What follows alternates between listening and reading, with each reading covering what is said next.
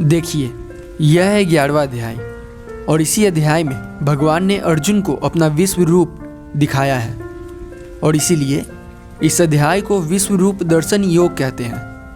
अब देखिए 10वीं अध्याय में भगवान ने अर्जुन को बताया था कि देखो, दुनिया में जितनी भी चीज़ें हैं जो अपनी विशेषता की वजह से जानी जाती हैं, उन सभी विशेषताओं का कारण मैं ही हूँ और इसी को विभूति कहा गया है।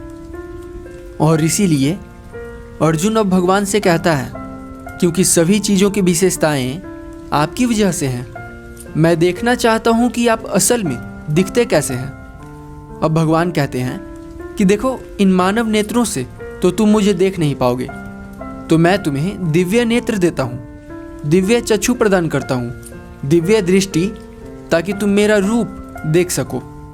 और इतना कहकर भगवान अर्जुन को दिव्य दृष्टि देते हैं और अपना विश्व रूप दिखाते हैं। अब इस चीज़ को समझिए कि इस रूप के बारे में ऐसा बताया गया है कि वह जो रूप था भगवान का, पूरे आश्चर्यचकित कर देने वाला था और वह इस तरह का था कि जिसका बयां शब्दों में नहीं किया जा सकता। संजय, जो कि धृतराष्ट्र को युद्ध का आंखों देखा हाल बता रहा था, उसके पास भी दिव्य दृष्टि थी।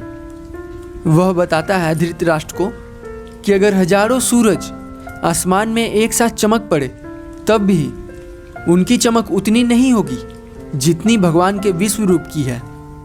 अब अर्जुन जब विश्व रूप देखता है तो वह देखता है कि अनेक भुजाएं, अनेक मुख, अनेक नेत्र और भगवान का अनंत रूप देखता है। मतलब उसको उस रूप का आदि, मध्य और अंत कुछ समझ में ही नहीं आता। हजारों सूर्य के समान चमक।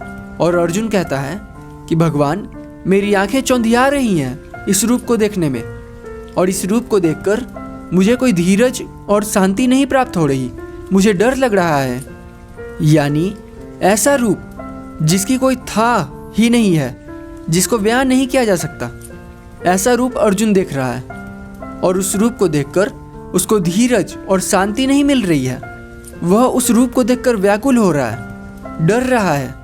और इसीलिए इस चीज़ को समझिए और बहुत अच्छे से समझिए कि विश्व रूप दिखाने का मकसद क्या था। अर्जुन सोच रहा था कि सभी विशेषताएं भगवान की वजह से हैं, तो भगवान दिखने में कितने सुंदर होंगे।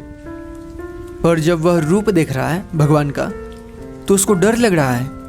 विश्व रूप दिखाने का यह मकसद है कि विश्व में सब कुछ सुंदर ही नहीं है, विश्व में बहुत सारी ऐसी चीज़ें हैं जो भयानक भी हैं। और जब तक किसी व्यक्ति को किसी भी चीज़ के सभी पहलू नहीं मालूम चल जाए, तब तक वह संपूर्ण नहीं होता।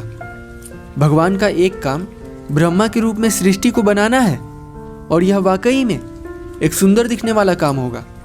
भगवान का दूसरा काम सृष्टि का पालन पोषण करना है विष्णु के रूप में, और यह भी एक सुंदर कार्य ही है।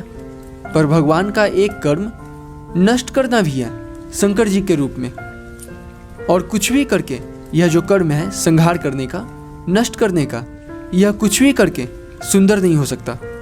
पर भगवान के लिए तीनों कर्म यानी उत्पन्न करना, पालन पोषण करना और नष्ट करना अनिवार्य कर्म है, यानी कंपलसरी कर्म है, यानी यह तो करना ही करना है। और इसीलिए शुभ और अशुभ कर्म का भगवान के सामने कोई मायने नहीं होता, क्योंकि भगवान जो कुछ भी करते हैं वह सब आवश्यक होता है, कंपलसरी होता है, अनिवार्य होता है। अब भगवान अर्जुन से कहते हैं कि अगर तू सोच रहा है कि यह तेरे प्रियजन है और इनको तू मार रहा है, तो तू गलत सोच रहा है। इन सभी लोगों को मैंने पहले ही मार रखा है और तू केवल निमित्त मात्र है। अब जरा सा निमित्त शब्द का मतलब समझ लीजिए। निमित्त का मतलब होता है भगवान का उपकरण, यानी कर तो भगवान रहे हैं, पर तू केवल कारण बना हुआ है, जरिया जिसे कहते हैं।